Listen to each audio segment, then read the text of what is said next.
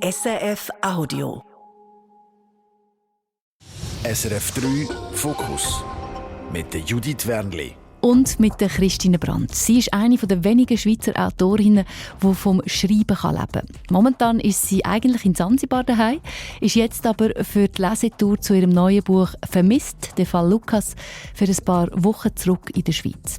Ich habe Christine Brandt in Fokus eingeladen, weil ich wissen will, wie ist es, wenn man mitten im Leben nochmal an einem ganz anderen Ort neu anfängt. Wie ist es, in Zanzibar am Meer Krimis zu schreiben, die im Berner Oberland spielen? Und vor allem will ich die Frau besser kennenlernen, die mir immer mal wieder den Schlaf raubt. Christine, willkommen im Fokus. Du verdienst also dein Geld damit, dass andere Menschen nicht mehr ruhig schlafen. Ja, das ist eigentlich ein Kompliment. Also wenn man das Buch fast nicht weglegen kann, weil es so spannend ist, dann ist das, wenn mir das jemand sagt, ist das für mich fast das grösste Kompliment, das ich bekommen kann. Und was bringt denn dich so um den Schlaf? Oh, Bücher. Definitiv. Also ich bin auch selber eine Leseratte. Wenn ich aber im Schreiben bin, erlaube ich mir nur englisch geschriebene Bücher zu lesen, weil ich sonst eben nächtelang durchlesen und nicht müde werde. Beim Englischlesen werde ich ein bisschen müder. Und wenn ich nächtelang durchlesen hätte ich dann nicht mehr genug Energie, für am nächsten Tag ein Buch zu schreiben. Ich habe mir gedacht, wenn du so einen Mord oder sogar mehrere Morde im Kopf hast und ich weiss nicht, schreibst du in der Nacht? Ich kann sehr gut schreiben in der Nacht. Aber dann denke ich so, wenn du so in dieser Geschichte bist, hörst du nicht Geräusche und hast Angst oder bist voll drin oder was passiert denn in deinem Kopf, gerade in der Nacht? Ich finde, in der Nacht kann ich besser schreiben, weil ich mir vorstelle oder so empfinde, dass mehr Energien frei sind. Weil viele Leute schlafen, hast wie mehr Energie in der Luft und das tut mich wie inspirieren zum Schreiben. Aber es ist nicht so, dass ich dann am Krimi schreibe und Angst habe, dass jetzt irgendwie, weiss doch auch nicht, aus dem nächsten Busch der Täter hüpft oder so. Und ich bin einfach in meiner Geschichte drin. Und das spielt keine Rolle, ob es Tag ist oder ob es feister ist oder ob es hell ist.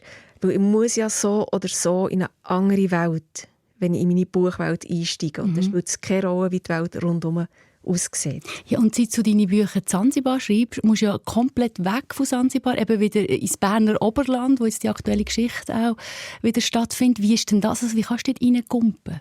Ja, du musst eben so komplett anders in die andere Welt gumpen, dass es wie keinen Unterschied macht. Aber was ich eben noch recht gerne mache und jetzt mich ein bisschen zusammennehme, dass ich es nicht mehr so oft mache, ist, wenn ich in der Wärme sitze auf Zanzibar und ein Buch schreiben bin, habe ich oft die Handlungen im Buch in Winter versetzt. Und dann haben sich meine Protagonisten im Buch die Hände abgefroren, wenn sie Velo gefahren und ich hatte dann immer so eine leichte Schadenfreude gehabt, wenn mir so der Schweiß ist runtergelaufen gleichzeitig. Das machst du nicht mehr, oder wie? Ja, ich habe jetzt das neueste Buch gespielt im Frühsommer. Da bin ich ein bisschen gnädiger mit meinen Protagonisten. Hey, du hast ja als Journalistin und auch als Gerichtsreporterin, also hast 20 Jahre Gerichtsreportagen geschrieben, viele echte Kriminalfälle begleitet und bei all deinen Krimis, auch im aktuellen, der Fall Lukas, hat dir einen echten Fall oder mehrere Fälle die Idee zum Buch gegeben. Wo hört denn die Realität auf und wo fängt die Fantasie an? Ah, das ist eine gute Frage. Meistens ist es so, dass ich vor meinem inneren Auge einen Täter habe, der mir wirklich ist begegnet. Also auch im neuesten Buch hat es einen Täter, wo ich das Profil von einem wahren Täter habe genommen, den ich relativ lange begleitet habe, journalistisch. Und mir hilft das, dass ich einen glaubwürdigen Charakter zusammenbauen kann. Aber der Fall ist meistens, eigentlich praktisch immer verfälscht, nimmt eine andere Wendung. Es ist vielleicht Inspiration, also eine Ausgangslage, so wie wenn man auf einem Fußballfeld steht und der erste Ankick ist vom Ball. Das ist vielleicht ein wahrer Fall, was so der Ankick macht. Und dann von der Fantasie an zu arbeiten und es entwickelt sich selber und wird dann grösser oder kleiner oder anders. Aber es ist wie der Startpunkt, ist ein wahrer Fall.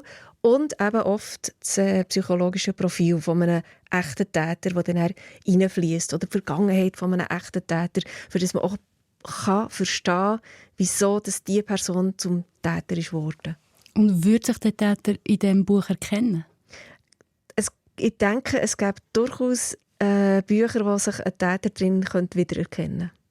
Du bist ja auch bei True Crime dabei, also True Crime, das boomt sehr. Du bist Teil davon bei der SRF-Serie True Crime Schweiz. Dort ordnest du den Fall und Täter ein.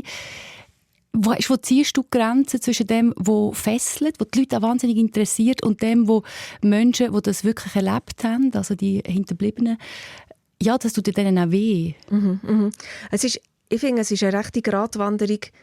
Was ich jetzt zum Beispiel nicht machen würde, ist oder nicht könnte machen, ist lustige Krimis schreiben. Weil für mich ist es wichtig, dass das realitätsnah ist. Und wenn es realitätsnahe Geschichten sind, dann kann es auch immer Leute triggern, die so etwas erlebt haben. Oder man ist eben vielleicht eben nahe dran an Leuten, die so etwas erlebt haben. Darum ist es mir wichtig, dass eben zum Beispiel auch die Opferperspektive berücksichtigt wird im Buch.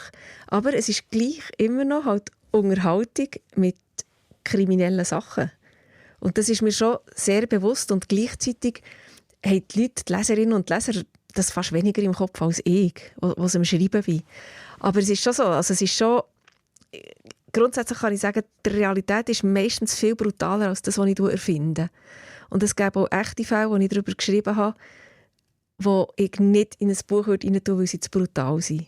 Also ich bin jetzt nicht die Krimi-Autorin, die Kopf abhacken, blutige Krimis schreibt, sondern mir geht es wirklich mehr so ein bisschen um das Psychologische und manchmal auch um das Aufzeigen. Es gibt nicht nur schwarz und weiß. Der Täter ist nicht per se ein böser Mensch, er hat einfach etwas Böses gemacht. Und gleichzeitig aber aufzuzeigen, ein Opfer ist nicht einfach auch nur eine Zeitungsnotiz, sondern mit dem Opfer passiert wahnsinnig viel und es bleibt ein Leben lang ein Opfer. Ich möchte gleich noch mal bei dem True Crime bleiben, weil es ist eigentlich ja schon, du verdienst mit dem, also nicht nur du, also alle in diesem True Crime-Bereich, Geld mit dem Leid von anderen Menschen. Das ist so. Das kann man nicht sagen, das kann man nicht abstreiten. Und das ist manchmal auch schwierig. Da muss man oft sehr gut abwägen, wie weit kann ich gehen, was kann ich machen. Und gleichzeitig finde ich es aber auch wichtig, dass über True Crime berichtet wird. Weil True Crime ist jetzt so ein Begriff, ich sage jetzt mal Kriminalität, die passiert im Heute und Jetzt, ist ein Teil von unserer Geschichte, von der Gesellschaft. Also, dass es jetzt so viele Femizide gibt, ist ein Zeichen von der Zeit auch. Und ich denke, das ist genauso wichtig, das zu dokumentieren und wiedergeben wie andere geschichtliche Ereignisse. Und natürlich kann es Leute triggern, die betroffen sind. Und man tut auch über Leute berichten, die betroffen waren. Aber man kann das anonymisieren, man kann zum Teil auch ein bisschen abweichen von der Realität oder Sachen nicht erzählen, weil es zu brutal ist oder so. Aber man weiss schon, dass es wirklich Leute gibt, also Zurückgebliebene, die unter dem leiden. Ja, natürlich, das gibt es garantiert. Und das ist wie ein doppeltes oder dreifaches Drama. Und gleichzeitig finde ich, es gibt eben auch dort noch Unterschiede, wie man darüber berichtet. Also wenn du jetzt, ich will jetzt nicht irgendwie anderen Schuld zuschieben, aber es gibt, zum Teil gibt es, vor allem in Deutschland, gibt es True Crime Podcasts, die fast auf eine humoristische Art Kriminalfälle erzählen. Und ich finde, das geht gar nicht. Und es gibt Leute, die x-mal anrufen bei den Hinterbliebenen und hinter einem Busch hocken bei den Hinterbliebenen, weil sie ein Foto von dieser Frau, von diesem Opfer machen oder weiss nicht was. Und ich finde, das geht gar nicht. Aber ich finde, sachlich über ein Verbrechen zu berichten, man wird halt, oder es muss nicht einmal ein Verbrechen sein, es kann auch eine Tragödie sein, ein Seilbahnunglück. Wenn man dort betroffen ist davon, wird man halt Teil von einem Ereignis, das öffentlich ist. Und das ist wie ein doppeltes Schicksal, dass halt dann auch noch darüber berichtet wird. Aber es ist nicht, man kann das nicht einfach alles totschweigen. Oder tust du dir jetzt so auch ein bisschen schönreden? Nein, ich glaube es nicht. Also weißt, zwischen totschweigen und nochmal durchkatschen und alte Wunden wieder aufreißen und dann, dass man wieder darüber redet. Es gibt ja auch viele, die sagen, wir müssen das Dorf verlassen, die Stadt verlassen, weil so über uns geredet worden ist. Und dann kommt es wieder auf, weil wieder so etwas, weil der Fall wieder aufgenommen wird. Ja, es gibt ja oft auch neue Dokumentarfilme, wie sich das Verbrechen zum 10. Mal jährt. Das sind so die Wiederholungen, wo ich auch denke, ja, ist es nötig oder sollte man es machen? Gleichzeitig muss ich sagen, ist es auch jetzt in einem Fall, wo ich näher dran bin, im Interesse der Opfer zum Teil, dass darüber berichtet wird. Weil es ist ja nicht nur die Öffentlichkeit, die darüber berichtet. Also es ist nicht nur die Medien, die darüber berichten oder der Podcast, der darüber berichtet. Es ist auch menschlich, dass darüber geredet wird. Und ein Fall, wo ich jetzt die Opferfamilie eng begleitet habe, dort sind so viele Lügen und falsche Wahrheiten und Gerüchte über das Verbrechen erzählt worden, dass sie sich an mich gewandt haben und gesagt haben, bitte erzähl du, wie das wirklich war. Wo irgendwie der Freund vom Mordopfer, es ist einfach das Gerücht umgegangen, er sei der Täter und er hat überhaupt nichts mit dem Delikt zu tun gehabt. Und er hat mir gesagt, noch eine Beerdigung habe ich gehört, dass ich der Täter sein soll.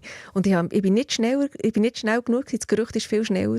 Und es hat wie beide Seiten. Es hat die eine Seite, man tut es wieder können und man tut darüber berichten und es betrifft die Leute nochmal.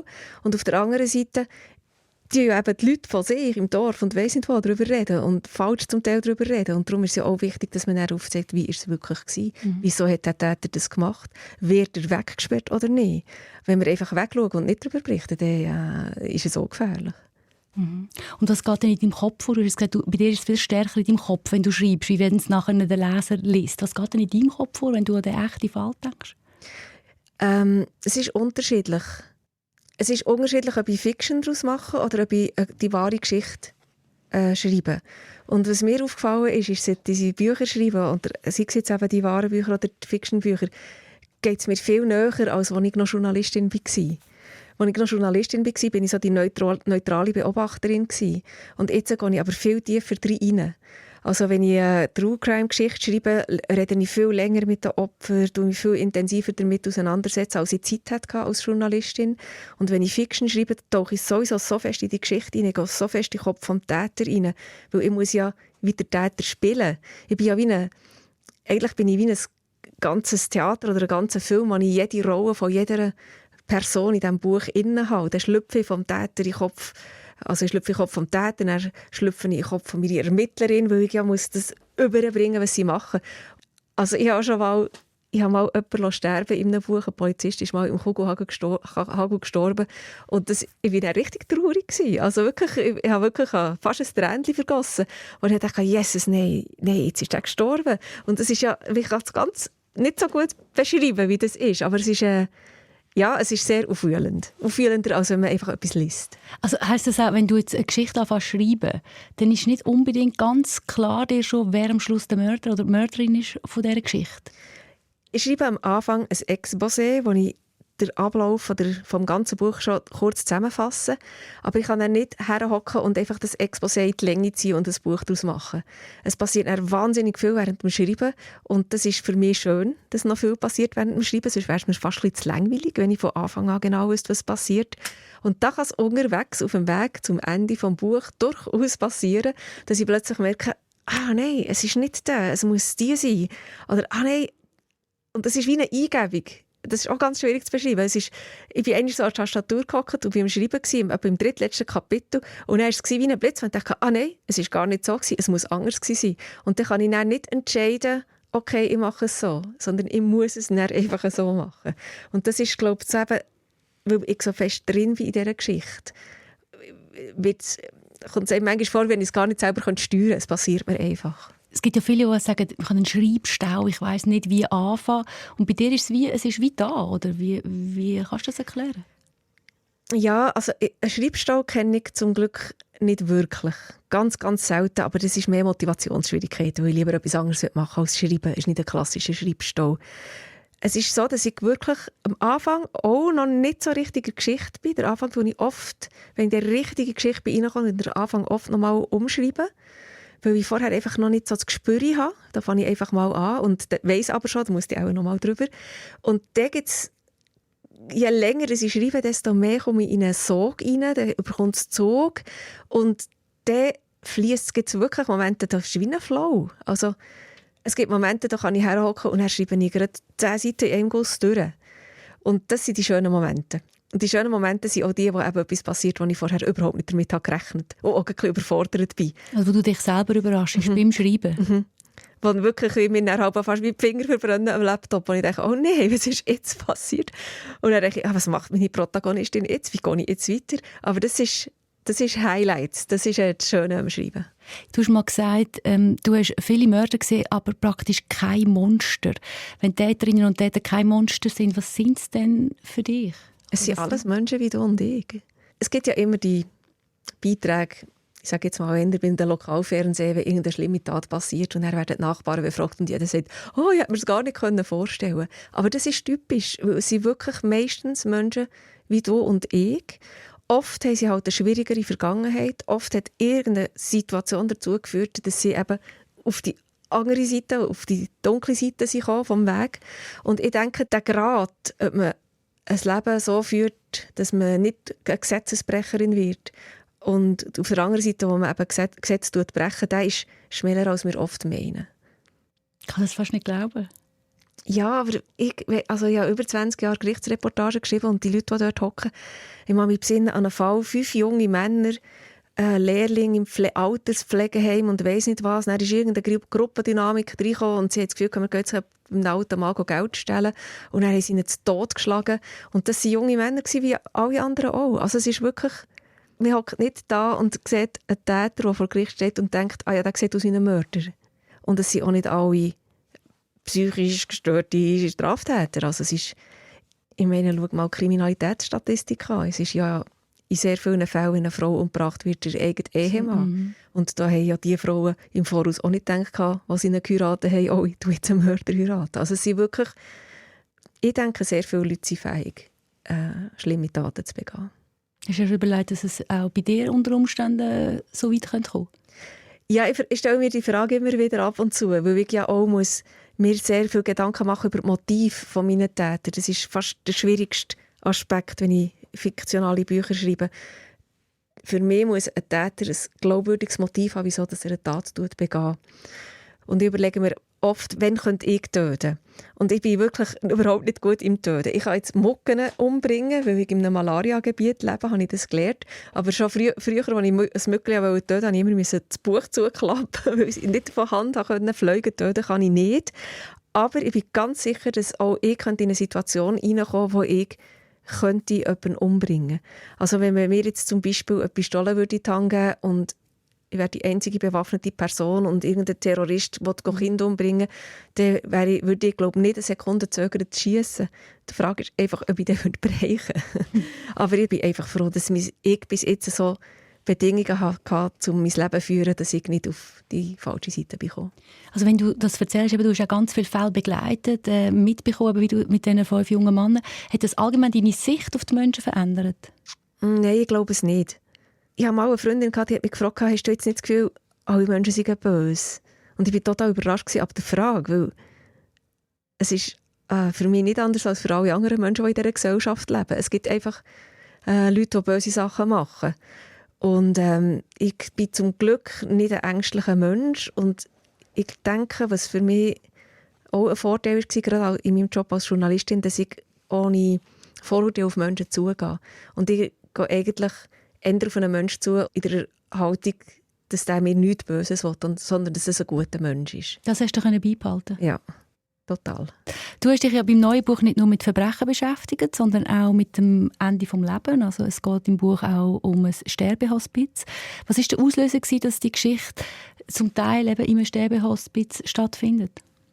Also der Auslöser war die Mona Wetsch. Sie hat bei dieser Doku-Serie «Mona mittendrin» hat sie den Auftrag bekommen, in ein Sterbehospiz 3 Tage zu arbeiten. Und sie weiss ja im Voraus nicht, wo sie landet. Und mich hat das interessiert vom Thema her, wegen meinem Job und wegen meiner Herkunft. Und habe die Sendung geschaut. Deine Herkunft, du bist ja Tochter von einem Bestatter. Genau. Also, der Tod war schon immer ein Thema bei euch? Genau, der Tod war immer ein Thema bei uns und es hat mich interessiert, wie die Mona Wetsch mit dieser Situation umgeht. Und dort, in diesem Film, steht sie vor dem Sterbehospiz und weiss noch nicht, wo sie ist. Und dann liest sie das beim Lütti. Und dort passiert extrem etwas mit ihrem Gesicht. Man merkt wirklich, was ihr jetzt gerade alles durch den Kopf geht, was sie merkt, oh, jetzt muss ich 3 Tage in einem Sterbehospiz verbringen. Und genau in dem Moment habe ich gedacht, als ich das gesehen habe, ich gedacht, das passiert meiner Ermittlerin. Sie bekommt einen Auftrag von einer Frau, die im Sterbehospiz ist, und in dem Moment, wo sie realisiert, dass sie in ein Hospiz geht, merkt sie, ey, der Fall ist mega dringend, das wird sicher mega schwierig. Und die Mimik von der Mona Wetsch habe ich so ein bisschen auf meine Ermittlerin übertragen, den Moment, wo sie dann realisiert, okay, das gibt jetzt ganz einen besonderen Fall. Du hast auch schon mal gesagt, es ist für dich immer ein bisschen schwierig, darüber über das Buch zu erzählen, ohne die Angst, dass du etwas verraten könntest? Ja, ich wollte immer alles gerade erzählen, das ist furchtbar. Auch während dem Schreiben muss ich manchmal aufpassen, dass ich den Leserinnen und Lesern nicht zu früh schon Tipps gebe, die zum Täter weisen, weil sie eigentlich auch nicht zu früh herausfinden. Und ich wollte immer Tipps geben. Schau da. Und da muss ich mir immer zusammennehmen, dass ich nicht zu viel verrate. Während dem Schreiben bist du selber mit dem Sterben konfrontiert worden. Deine Stiefmutter und eine gute Freundin ist gestorben. Wie hat das Schreiben, auch gerade mit dem Hospiz als Thema, auch, wie hat es das beeinflusst? Ja, es war ein beängstigender Moment, weil ich das Gefühl hatte, man hat mit der Realität eingeholt. Weil ich das Buch geplant hatte, bevor die 2 Personen krank waren. Und es war ein bisschen gruselig, dass das dann gleichzeitig passiert ist. Und ich bin dann auch heimgekommen. Und gleichzeitig hat es mir dann aber wie nochmal, ich glaube, es ist mir dann noch besser gelungen, die Situation zu beschreiben, weil es mir emotional näher gegangen ist, als er im Buch die Situation am Sterbehospiz ist.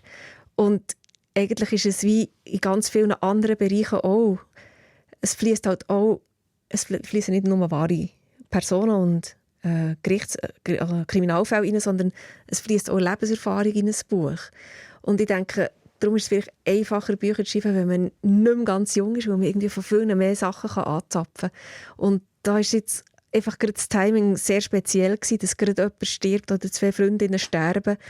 Wenn ich im Buch jemand in den letzten Atemzügen liegt, aber es hat wahrscheinlich noch Glaubwürdigkeit geholfen vom Buch. Ist denn das eben, wenn du in einer ganz anderen Stimmung oder Verfassung anfängst, ein Buch zu schreiben und dann passiert so etwas, das verändert wahrscheinlich auch das Buch und allenfalls auch die Figuren drin? Ja, ich denke schon, dass das Einfluss hat. Es ist letztlich bis ja gleich immer ich, in meinem Mut, in meiner Stimmung, die am Schreiben ist. Aber die Stimmung verändert sich vielleicht eben auch, wenn ich dann wieder zurück ins Buch gehe. Musiker sagen ja häufig, Musikerinnen, sie schreiben dann gut, wenn sie wirklich leiden. So wie Liebeskummer kommen dafür die schönsten Lieder. Wie ist das bei dir? Kannst du das auch so bestätigen? Nein, ich glaube es nicht. Ich glaube, wenn ich wirklich zu fest selber absorbiert bin mit etwas Schwierigem in meinem Leben, dann will ich am liebsten gar nicht schreiben. Es ist nicht, ich glaube, es ist eine andere Form von Kreativität. Weil es braucht gleich auch, wenn ich jetzt im Krimi schreibe, muss ich auch wach sein im Kopf und in den Gedanken ganz im Buch. Und wenn ich jetzt einen Song komponieren würde, dann kann ich wirklich das einfließen, die Gefühle und alles. Aber im Buch ist ja die Geschichte. Und dort sind die Emotionen vielleicht anders. Also muss ich auch da wieder in eine andere Rolle schlüpfen. Ja, und es ist auch immer noch Recherche dabei. Also deine Bücher ist dir wichtig, dass das, was da drin steht, auch stimmt. Wie viel Aufwand ist die Recherche von deinen Büchern? Es ist ganz unterschiedlich. Es kommt wirklich von Buch zu Buch ein bisschen darauf ab, wie viel dass ich von meiner Zeit als Journalistin darauf zurückgreifen kann. Ich habe auch sehr gute Freunde, die ich auf sie zurückgreifen kann. Ich würde sagen, es ist wahrscheinlich, die Recherche ist auch nur etwa 20%. Und der Rest ist Schreibarbeit. Also das hilft dem Fall enorm. Oder dein Job vorher, eben dein Umfeld und alles. Ich möchte mit dir nachher über dein Leben in Zanzibar reden. Zuerst aber noch ein paar Kurzfragen. Ja. Was hat es mit deinen Katzenbildern auf Insta auf sich? Also ich denke, wenn mich irgendjemand mal nach meinem Geheimnis fragt, dann würde ich auch das erzählen. Ich habe nämlich einen geheimen Instagram-Account, wo ich nichts ausser Katzenbildchen poste. Und es ist mir aber so peinlich, einfach Katzenbildchen zu posten. Darum habe ich niemandem gesagt, dass ich diesen Account habe. Und gleichzeitig hat es eben noch eine zweite Bedeutung, weil ich war mal auf Reportage in Belgien, gerade nach den Terroranschlägen in Frankreich, wo einer der Attentäter noch in Brüssel unterwegs war. Und dann hat es überall Polizei und Aufgebot und Sperrzonen. Und für das der flüchtige Terrorist nicht mitbekommen, wo das Polizei auffährt, wo das die Panzer sind, haben alle Leute in Brüssel angefangen Katzenbildchen posten, für das der Kanal von Instagram überfüllt ist mit Katzenbildchen und man nicht sieht, da ist der Panzer und da ist die Polizei und so.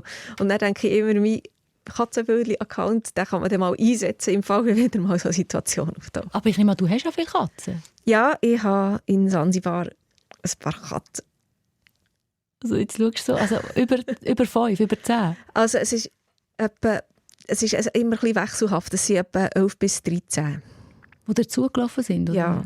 Und die landen ab und zu so als verfüllte kleine Floh-Klauen bei mir im Garten. Und dann bricht es mir einfach das Herz, die wieder auszusetzen. Und dann bringe ich sie zum Tierarzt und impfen. Und dann sind sie mal bei mir daheim und dann hat man sie. Für das kommen recht wenig Katzen vor in deinen Geschichten. Ja, das stimmt. Ich bin nämlich eigentlich auch viel eher ein Hundemensch. Aber es ist mir jetzt so passiert, dass ich jetzt halt keinen Hund, weil das würde mich beim Reisen einschränken, aber dafür 10 bis 14 Katzen habe. Du, wie trifft es dich, wenn es heisst, dein Schreibstil hätte keinen literarischen Anspruch? Das ist mir nicht so wahnsinnig wichtig, der literarische Anspruch. Ich finde, also wenn man sagt, es ist sehr eine einfache Sprache, das ist mir zu einfach zum Lesen, das fordert mich zu wenig.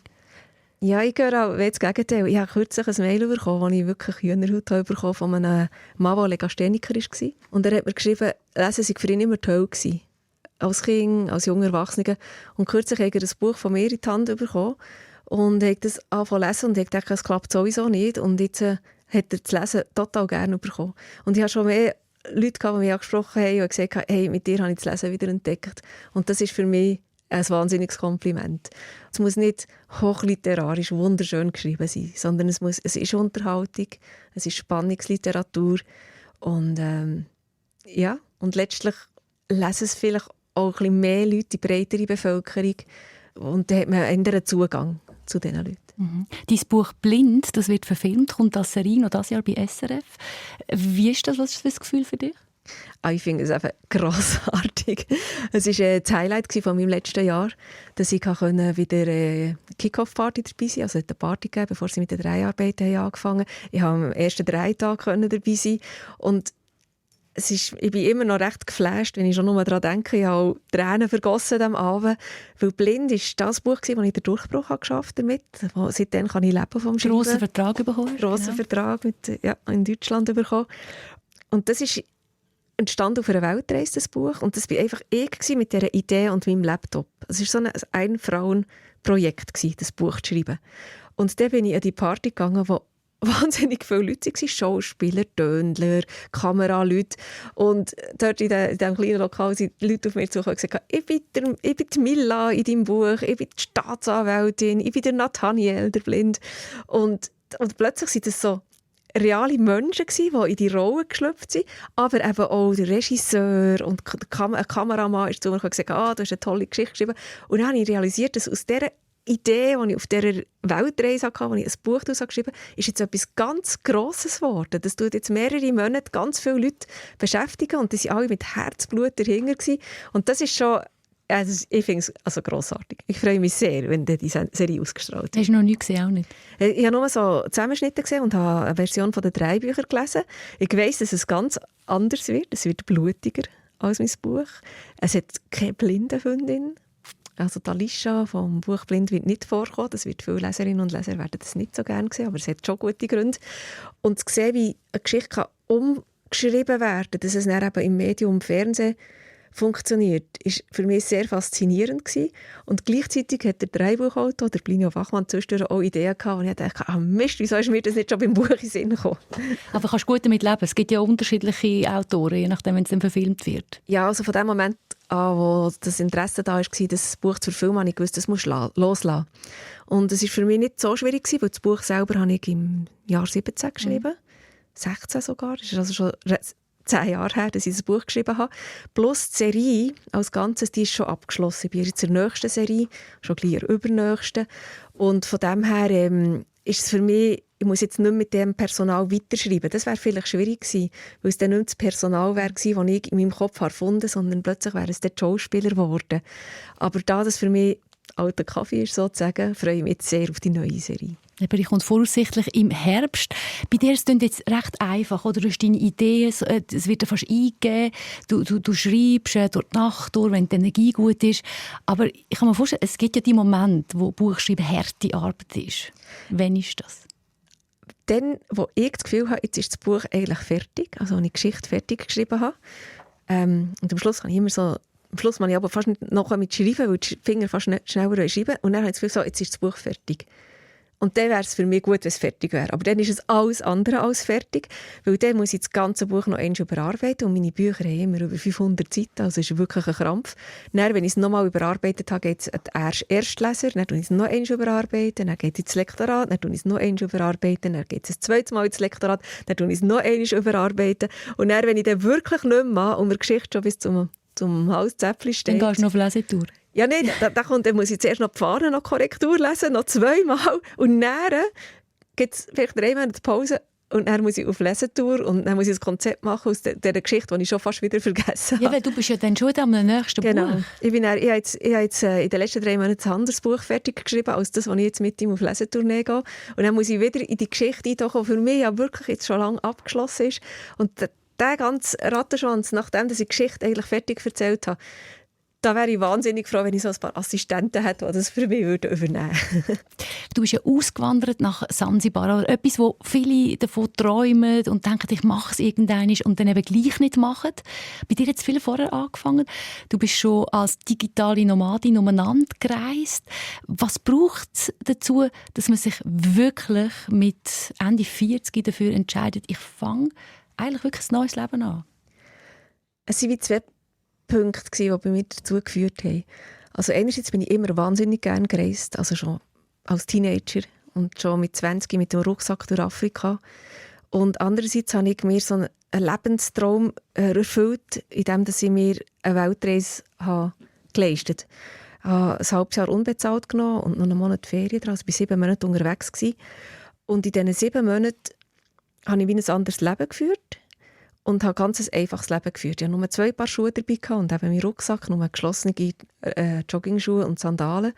Und als ich nach Hause kam, nach diesen 7 Monaten, habe ich wie gemerkt, ich brauche das alles gar nicht. Der volle Kleiderschrank, die vielen Schuhe, ich konnte mich nicht entscheiden, welche anzulegen. Und 2 Monate nachdem ich wieder daheim war, ist das Telefon von meinem Agent, der hat gesagt, ich habe einen grossen Verlag für dich, für das Buch «Blind». Und ich musste nicht so lange überlegen.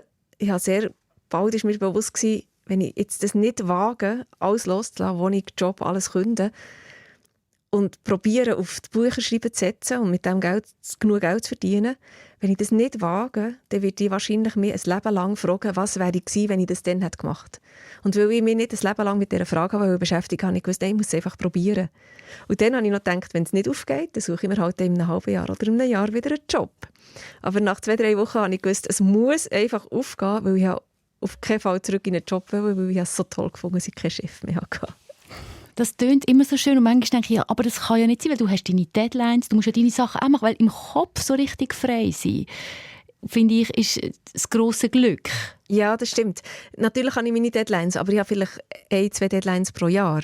Das ist jetzt ja nicht so viel, aber man muss schon schaffen, dass also es ist schon ein Druck. Es ist schon ein Druck. Und ich bin auch, es gibt auch meine Panikmomente, wo ich denke, nie im Leben bringe ich das Buch rechtzeitig fertig. Das Jahr war es ganz extrem, wegen diesen Todesfällen, wo wir noch zeitlich zurückbekomme. Und da gibt es schon Momente, wo ich denke, shit, jetzt schaffe ich es nicht mehr. Aber plötzlich kommst du dann wieder in einen Flow und dann geht's. Und es ist halt auch anders, als wenn ich jetzt das für einen Chef würde schreiben. Es ist mein Ding. Und im Notfall könnte ich auch noch sagen, ich brauche jetzt länger Zeit. Und die Freiheit ist für mich mehr, dass ich das machen kann, wo immer ich will. Also ich kann arbeiten, wo immer ich will. Und das ist für uns Schweizer vielleicht auch schwierig, sich zu vorstellen. Wenn ich dann also jetzt habe ich eine Lesetournee, 6 Wochen bin ich jetzt mit Lesungen unterwegs, da bin ich wieder fremdbestimmt durch die Agenda. Aber dann gehe ich wieder zurück schreiben und dann habe ich 6 Monate keinen einzigen Eintrag in meiner Agenda. Und das kann man sich hier auch fast nicht mehr vorstellen, dass man einfach eine leere Agenda hat. Und da kann ich mir die Zeit völlig frei einteilen, wenn ich schreibe, wenn ich sonst irgendetwas mache. Und das ist für mich extreme Freiheit. Und was ist das für ein Gefühl? Also wenn was ist das, was dich vielleicht auch überrascht hat? Was es auslöst, wenn es so ist, dass du keinen Termin hast oder vielleicht einen pro Monat? Ja, also für mich ist es pure Glück. Es macht mich glücklich. Es ist schwierig zu beschreiben. Ich kann es fast mehr umgekehrt beschreiben, was es mit mir macht, wenn ich dann wieder Termine habe. Wenn ich dann nämlich zurück in die Schweiz komme, muss ich wie das Leben neu lernen mit den Terminen. Weil, wenn ich weg bin, dann lebe ich extrem im Moment. Und auch die Leute um mich herum, darum lebe ich so gerne in Afrika, die haben keine Agenda, wir leben dort im Moment. Und wenn man sich trifft, dann trifft man sich halt. Und wenn man sich nicht trifft, dann macht man nicht ab, sondern man trifft sich ja dann wieder. Und wenn ich zurück in die Schweiz komme, sage ich meinen Freundinnen, «Hallo, ich bin wieder da, kommt jemand heute Abend mit mir eins ziehen?» Und er kommt zurück, «Ah nein, warte, vielleicht in 2,5 Wochen, dann könnte ich dann und dann abmachen.» Und so. Und dann denke ich, «Jesus, wie sind wir hier?» Agenda bestimmt. Und wenn man dann eben aus dem Rädchen rauskommen kann, dann ist es schon sehr befreiend. Also dann trifft man sich in Zanzibar wie, wenn man nicht abmacht? Also man macht einfach entweder sehr kurzfristig ab, oder als ich noch in Stone Town gelebt habe, in der Stadt, da bin ich einfach immer in 10. Kaffee, wo ich wusste, das war auch ein bisschen mein Büro gewesen. Und wenn ich drinnen bin gehockt, haben die Leute gewusst, sie ist am Schreiben. Jetzt sollte sie nicht gestört werden. Wenn ich draussen bin gehockt, sind alle an Grosstisch gehockt. Oder man trifft sich irgendwie und sagt, oh, erst in 2 Stunden, wenn wir dort her. Aber man tut nicht 2, 3, 4 Tage im Voraus irgendetwas planen. Weil es halt auch schwierig ist, etwas zu planen, weil eben dort immer irgendetwas dazwischen kommen kann. Ja, eben, das ist ja nicht unsere Mentalität. Das sind wir dazwischen. Das ist auch noch schwierig zum Aushalten, wahrscheinlich gerade jetzt am Anfang.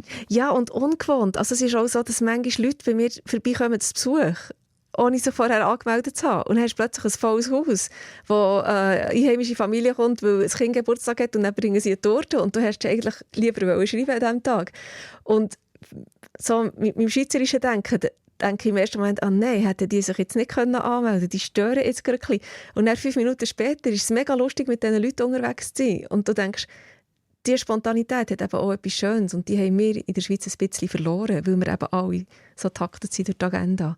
Aber man muss zwischendurch schon ein bisschen über den Schatten springen und denken, es ist hier einfach so, hier klopft man. Nicht, da läutet man nicht vorher ankommen, sondern da steht plötzlich eine Horde vor der Tür und dann hat man dann halt eben die Zeit. Du sagst, es ist ein pures Glück auch für dich, oder? So zu leben. Du hast aber auch Glück gehabt, dass dein Freund auch mitgezogen hat und auch mit auf Sansibar gekommen ist. Hast du ihn so angesteckt mit dem? Oder, ich meine, das ist ja wirklich, das braucht viel und das ist auch ein Glück, dass das dann so aufgegangen ist. Ja, das ist ein grosses Glück. Also, ja, sonst wäre es auch nicht gegangen. Ich habe ihn wahrscheinlich angesteckt. Er hat mich 3 Wochen besuchen und ist dann 3 Monate geblieben, wo er zuerst mal auf Sansibar kam. Und ein Jahr später hat er seine Wohnung in der Schweiz aufgegeben. Und das ist auch ein grosses Glück. Und weißt, Sansibar tönt ja schon vom Namen her wahnsinnig paradiesisch. Und türkisblaues Meer, weisse Strände. Und gleichzeitig ist es ja sehr ein armes Land. Also die Menschen müssen mit um die $2 pro Tag auskommen. Die Armut ist auch sichtbar. Wie geht ihr mit dem um? Es ist manchmal wirklich schwierig. Und kürzlich hat mich so bei einer Lesung im Gymnasium hat mich jemand gefragt, ob ich den Leuten empfehlen würde, auf Sansibar auszuwandern. Und im ersten Moment wollte ich sagen, ja klar. Und im zweiten Moment dann dachte ich, nein, man muss wirklich gemacht sein, wenn man dort leben will. Also dafür gemacht sein. Weil es ist durchaus ein schwieriges Leben, unter anderem, weil wir als weisse Menschen dort immer die Reichen sind. Wir können uns viel mehr leisten, wir können zu den besseren Ärzten. Wir haben so viele Privilegien im Leben. Und sie können zum Beispiel nicht einmal zu uns reisen, weil sie kein Visum bekommen. Und wir können dort einfach einreisen, ohne weiteres, und dort Ferien machen. Und dieser Zwiespalt, so, wir sind die Reichen, die dort leben, und die arme Bevölkerung nebendran, das ist etwas, wo man immer wieder ein bisschen Balance finden muss und man muss damit umgehen. Und ich finde, wir haben noch einen guten Weg gefunden, indem wir uns sehr auch engagieren im Dorf und mit sehr persönlicher Hilfe. Und wir haben mittlerweile auch gute Freunde im Dorf. Und das ist sehr schön, wenn das Zusammenleben dann gleich funktioniert über die kulturellen Gräben hinweg. Und du siehst ja überall, wo könntest helfen. Ich stelle mir schon schwierig vor. Ja, es ist wirklich schwierig. Vor allem auch, ja, also wenn man mal anfängt, hat man das Gefühl, oh, das sollte. Aber ich denke, es gibt wirklich Sachen, wo man einfach spürt es. Wo man merkt, oh, da muss ich jetzt etwas machen. Also sowieso medizinische Notfälle ist keine Diskussion. Also wenn irgendetwas ist, dann rennt man einfach und zahlt vielleicht einen besseren Doktor, wenn es nötig ist. Aber zum Beispiel ist ja auch, habe ich auch ein blinkes Kind lernen kennen. Das ist einfach in die normale Schule gegangen und hat nie etwas aufschreiben können. Das war ganz clever, weil sie alles merken musste. Und ich habe mit dem Buch «Blind» den Durchbruch gehabt und habe gewusst, hier musst du etwas machen. Und dann haben wir Schreibmaschinen auftreiben und ich habe eine Schule gefunden von einer Holländerin für behinderte Kinder. Und mittlerweile kann sie mit der Braille-Maschine schreiben und ist gut aufgehoben. Und ich denke, es sind so kleine Sachen, die einfach auch Leben verändern können. Und gleich sagst du, würdest jetzt nicht sagen oder es empfehlen, auf Sansibar auszuwandern? Ja, es braucht einfach manchmal auch wahnsinnig Nerven. Also es ist, wir haben jeden Tag, also jetzt da durch die Wintermonate, haben wir jeden Tag 6 oder mehr Stunden Stromausfall gehabt. Was auch mit dem Unterschied zwischen einheimischen und weißen Touristen, sage ich jetzt mal, zusammenhängt, weil sie wahnsinnige Hotels bauen mit Klimaanlagen, die so viel Strom brauchen, dass sie nicht genug Strom haben auf der Insel. Darum wird in den anderen Dörfern 6 Stunden pro Tag der Strom ausgeschaltet. Es hat oft kein Wasser. Auch wegen des Swimmingpools in den Touristenhotels. Das ist vielen Touristen wahrscheinlich nicht bewusst, die dort ins Paradies fliegen. Und dann kann ich jetzt als weisse Person einen Tanklastwagen bestellen, für den Tank zu füllen. Der kostet, der kleine kostet 7-mal nichts, der kostet 17 Franken und der grosse kostet irgendwie 35 Franken. Also für dich nichts, oder? Für wenn man vorher 2 Franken pro Tag genau. Damit, ja. Und gleichzeitig bestelle ich dann aber halt immer den grossen und dann können die einheimischen Bevölkerung noch Wasser holen. Also ich finde immer, dort müssen wir dann eben schon geben. Also da kannst du nicht zurücklehnen und sagen, ich habe jetzt hier das Paradies gefunden, ich lasse mir es gut gehen. Also da muss man sich schon auch engagieren. Und auch, ja, eben, es passieren auch immer wieder kleinere und grössere Katastrophen, eben, wenn es irgendwie etwas Medizinisches ist und die Autounfälle, die Strassen sind wirklich in einem desolaten Zustand zum Teil. Und dort komme ich manchmal selten auch an eine Grenze, wo ich denke, nein, es ist so schwierig, in der Schweiz wäre alles so einfach. Und gleichzeitig spürst du dort eben das Leben viel so intensiv. Und das ist das, was ich gerne habe. Du bist so on the edge und du spürst, was das Leben ist. Und das, finde ich, ist uns hier manchmal fast nicht mehr so richtig bewusst, weil es uns hier so gut geht. Und was ist denn das Leben? Ja, eben, es geht so ein bisschen um das Essentielle. Kannst du dem Kind helfen? Gibt es irgendwo einen Doktor? Haben die genug zu essen? Und gleichzeitig ist es eine Bevölkerung in Sansibar, ich liebe Sansibar so fest, wegen den Leuten dort. Weil sie so herzlich sind, weil sie so hilfsbereit sind, weil sie so eine Strahlen haben, ein inneres Strahlen, obwohl sie so arm sind. Und mit wenig viel können anfangen. Und das ist irgendwie, ich habe mich gespürt, einfach das Leben irgendwie besser. Ich sehe, deine Augen glänzen richtig fest. Ist es schon ein Heimweh? Jetzt bist du noch nicht lange in der Schweiz, dass du schon am liebsten wieder zurückgehen willst? Ja. Ja, also ich bin eben im Kopf noch fast ein bisschen in Sansibar. Ich bin erst vorgestern zurückgekommen. Und ich habe immer, wenn ich zurückkomme in die Schweiz, habe ich eine Art wie einen Kulturschock. Es ist noch interessant, weil wenn ich runtergehe auf Sansibar, macht es Klick und ich bin daheim. Und wenn ich zurückkomme in die Schweiz, habe ich eher so Akklimatisationsprobleme. Mein Magen fängt an zu spinnen, wenn ich die Schweizer verarbeiteten Nahrungsmittel esse. Oder wenn ich ins Coop einkaufe, stehe ich weg, ist dort wie so ein kleines Kind und denke, wow, da hat es eine ganze Wange voll verschiedene Sorten Müsli-Riegel. Und ich meine nicht nur ein Naturjoghurt, eine Marke, sondern eine Wand voll verschiedene Joghurt mit verschiedenen Geschmäckern. Und das ist, ich muss wie immer zuerst wieder, ich brauche auch ein paar Tage, bis ich wieder in die Schweizer Rolle geschlüpft bin. Und wenn jetzt du so weit weg wie du bist, auf die Schweiz schaust, was siehst du vielleicht anders als früher? Was mir mehr Mühe macht als früher, ist,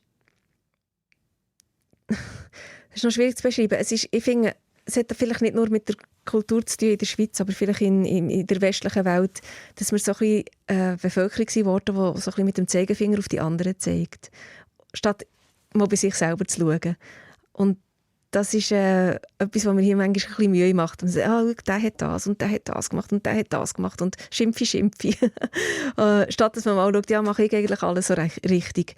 Und was für mich manchmal auch noch schwierig ist, ist eben das Agenda-Leben, das habe ich schon erwähnt, aber auch, dass wir wirklich so ein Volk sind von tüchtigen Arbeitsbienen. Ich denke das oft, wenn ich dann unterwegs bin für meine Lesungen, gehe ich am Abend um 5 Uhr meistens los und das ist auch die Zeit, wo die meisten in der Schweiz heimgehen vom Arbeiten. Und dann hocke ich in diesen platschvollen Zügen und laufe durch die Unterführungen mit diesen vielen Menschen drin. Und dann stelle ich mir vor, die Leute machen das jeden Tag. Und man ist so drin in diesem Rhythmus. Und ich war auch lang in diesem Rhythmus drin.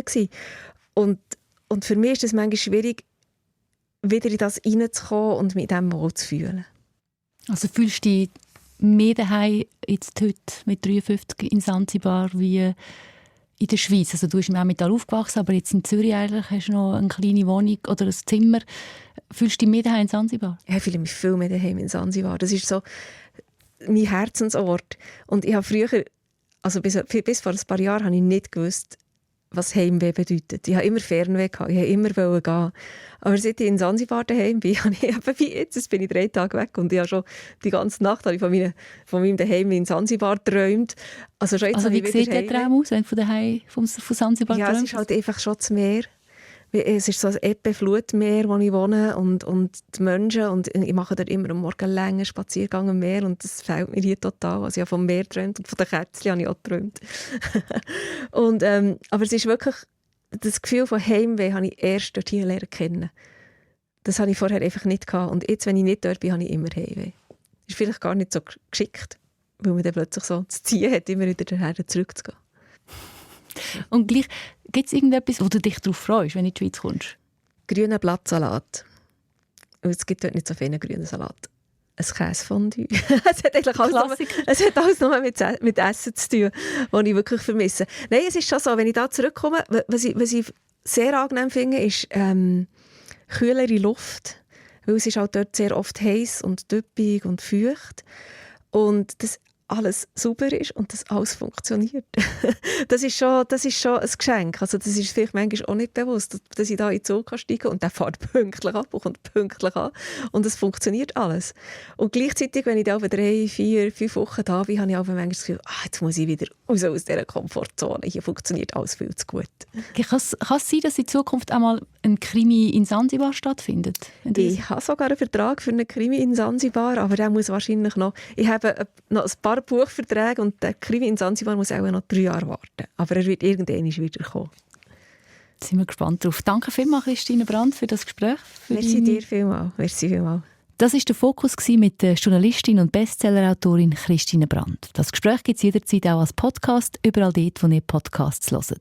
Und True Crime Schweiz, also über das, was wir geredet haben und Christine Brandt auch mit dabei ist, das findet ihr jederzeit auf Play SRF. Danke fürs Zuhören und bis gleich.